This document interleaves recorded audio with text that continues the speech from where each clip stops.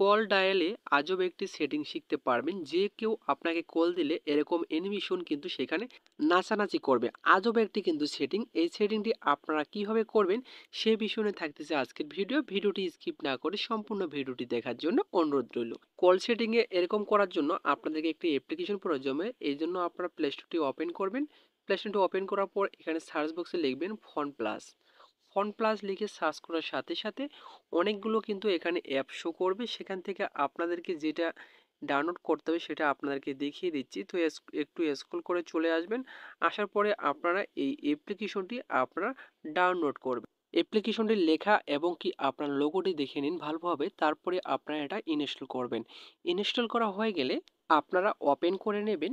Open করার সাথে সাথে ঠিক এরকম একটা ইন্টারফেস আপনাদের সামনে শো করবে। নিচে দেখতে পাচ্ছেন ডান অপশন রয়েছে। এই ডান অপশনে যখনই আপনি ক্লিক করবেন, এখানে আপনারা উপরে দেখতে পারবেন একটি অপশন রয়েছে।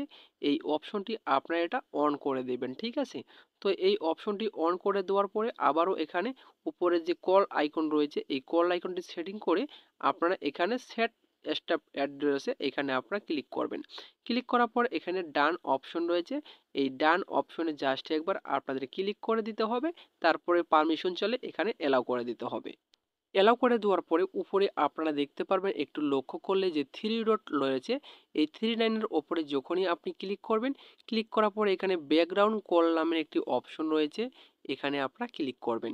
ক্লিক করে দেওয়ার সাথে সাথে উপরে দেখতে পাচ্ছেন অ্যানিমেশন রয়েছে।